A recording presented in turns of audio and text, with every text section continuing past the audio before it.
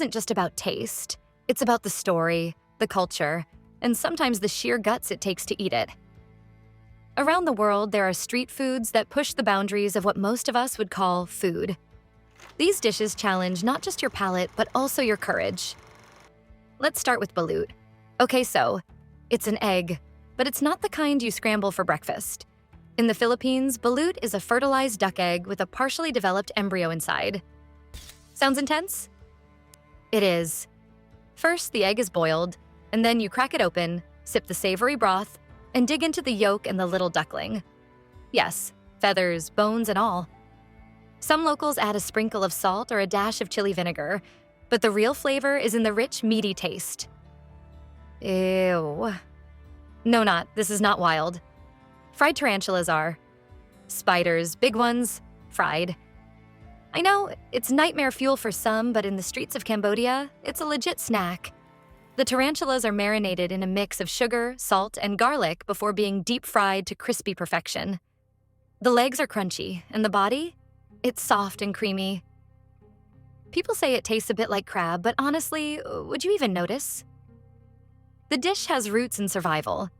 During times of scarcity, people had to get creative. Now, it's a crunchy delicacy and a must-try for any adventurous eater. Now, something from the Wild West. This is fried rattlesnake. This one's a little more approachable, but still, you're eating a snake. Once caught, the rattlesnake is skinned, cleaned, and cut into pieces. Then it's marinated, battered, and deep fried until golden and crispy. The flavor? Honestly, not bad. Like a mix of chicken and fish, but with a hint of gaminess.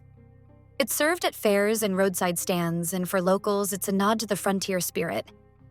For you? It's one more, wait, I ate what? Story to tell.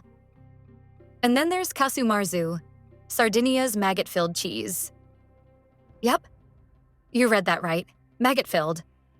This sheep's milk cheese is left out so flies can lay their eggs, which hatch into larvae.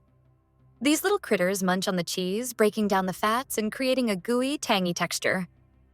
When you slice into it, the maggots are still alive, wriggling as if to say, "Are you sure about this?" Some people scoop them out. Others dive right in. Either way, it's a food experience you'll never forget. Or maybe never stop talking about. Sardinians consider it a delicacy, but for most of us, it's the ultimate test of gastronomic guts. Heading over to another part of the world, we find fried scorpions on the streets of China. Rows of scorpions skewered on sticks, waiting to be fried.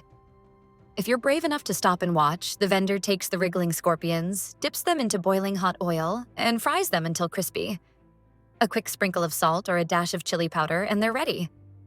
The legs crunch like potato chips, while the body has a slightly nutty shrimp-like flavor. Locals munch on them as casually as we might eat chips or peanuts. The hardest part? Taking that first bite while trying not to think about the stinger. Don't worry, it's harmless once cooked. Now, let's head to Mexico for something that sounds fancy but is anything but ordinary. Eskimo lays, or ant larvae. Known as insect caviar, these tiny eggs are harvested from agave plant roots and have been part of Mexican cuisine for centuries. They're sautéed with butter, garlic, and spices until they turn golden and aromatic. The texture is soft and a bit chewy, and the flavor? Surprisingly rich and nutty.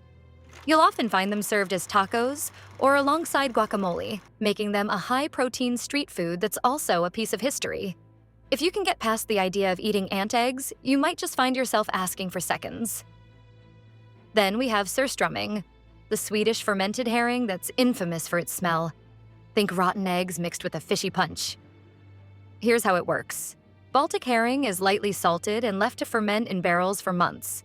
When it's finally ready, the fish is packed into cans that often bulge from the ongoing fermentation. Street vendors serve it with flatbread, boiled potatoes, and sour cream, which, let's be honest, are there to help you survive the experience. The taste is salty, tangy, and intensely fishy. For Swedes, it's a beloved tradition, but for the uninitiated, the real battle starts when you open the can. Pro tip: always eat it outside. And for our next extreme bite, we have fried silkworm pupae, also known as biondegi. These little critters are the byproduct of silk farming and are often sold in steaming carts on the street. Vendors boil or steam the pupae in large cauldrons, season them with soy sauce, and serve them in paper cups. They're chewy, earthy, and, well, they smell a little funky. For locals, the smell evokes childhood memories. It's like the Korean equivalent of roasting chestnuts. If you're brave enough to give it a shot, the flavor might surprise you. Just don't expect to love the texture right away. It's an acquired taste. Now, we come to tuna eyeballs in Japan. Yes, eyeballs. They're a common sight at fish markets and street food stalls, especially in areas known for fresh seafood. Each eyeball is about the size of a golf ball and is cooked with soy sauce, mirin, and garlic until tender. When you dig in, the outer layer is gelatinous, almost jelly-like, while the center is fatty and rich with a flavor that's somewhere between squid and marrow. Vendors often recommend pairing it with rice or sake to balance the intense umami. If you can get over the fact that it's staring at you, it's surprisingly satisfying. And definitely a story worth telling. The world of extreme street food just keeps getting wilder, and the next ones will have you questioning what you're willing to eat in the name of adventure. The real question is, would you dare take a bite? What's next? Oh, just fried brain sandwiches, a specialty from the Midwest in the United States. Yes, brains.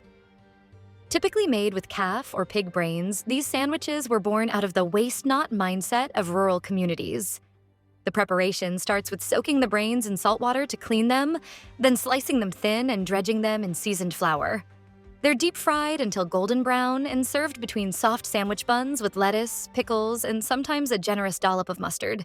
The texture is creamy, almost like pâté, and the flavor is mild but rich. It's an old-school street food that's definitely not for the squeamish, but for those who dare, it's a bite of history wrapped in bread. Next, we're heading to Africa for stink bugs, a surprising source of protein that's a staple snack in some communities. These little critters are caught fresh and often boiled or roasted before being sold on the street. The smell? Let's just say they didn't get their name for nothing. It's strong, sharp, and pungent. But once you get past that, the flavor is unexpectedly nutty and slightly bitter, almost like sunflower seeds with a twist. Stink bugs are also packed with nutrients, making them an important food source in regions where protein can be scarce. It's not just street food, it's survival food. And for the curious, it's a crunchy bite that leaves a lasting impression. Now for something iconic from Scotland, haggis. You'll find street vendors serving up this national dish during festivals, especially Burns Night. But it's far from your typical food truck fare. Haggis is made from sheep's heart, liver, and lungs, minced with onions, oatmeal, and spices, and traditionally encased in the animal's stomach, though synthetic casings are more common now. It's boiled until tender, then sliced and often served with neeps and tatties. That's mashed turnips and potatoes for the rest of us. On the street, you might find it stuffed into a pie, or rolled into a burrito for a modern twist. The flavor is rich, earthy, and surprisingly comforting, if you can get past what it's made from, that is. Over in Thailand, fried crickets are a street food favorite that's more accessible than you might think. Vendors sell them by the bag, usually fried in hot oil with garlic, salt, and maybe a dash of soy sauce. The crickets are crunchy and light, almost like snacking on popcorn or chips. Some people say they have a nutty flavor, while others compare them to roasted sunflower seeds. In Thailand, eating insects isn't weird. It's practical, sustainable, and delicious. For tourists, it's a fun way to step out of your comfort zone. Plus, they're packed with protein, so there's that.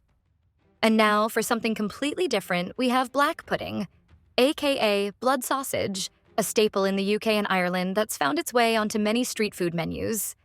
It's made by cooking pig's blood with oats, fat, and spices, then stuffing it into casings to form a sausage. It's usually grilled or fried and served in slices, sometimes as part of a full English breakfast. But you'll also find it on buns, in wraps, or as a savory topping for burgers.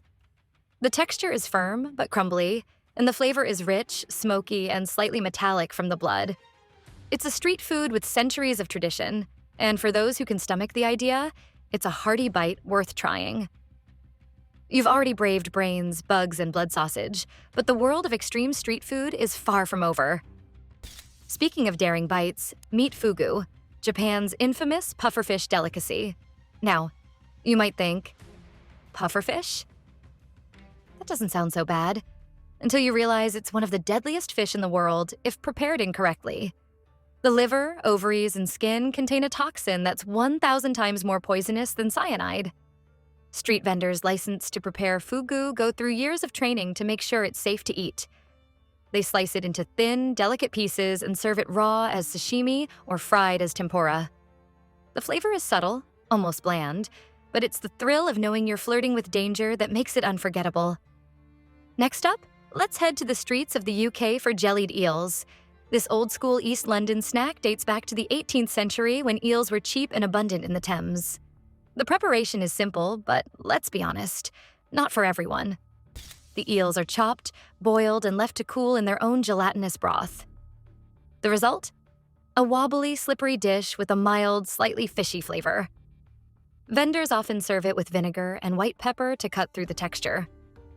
It's a taste of history, but for some, the texture alone is a deal breaker.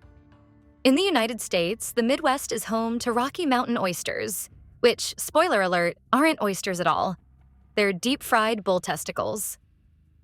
Yep, you read that right. The preparation starts with peeling and slicing the oysters into bite-sized pieces.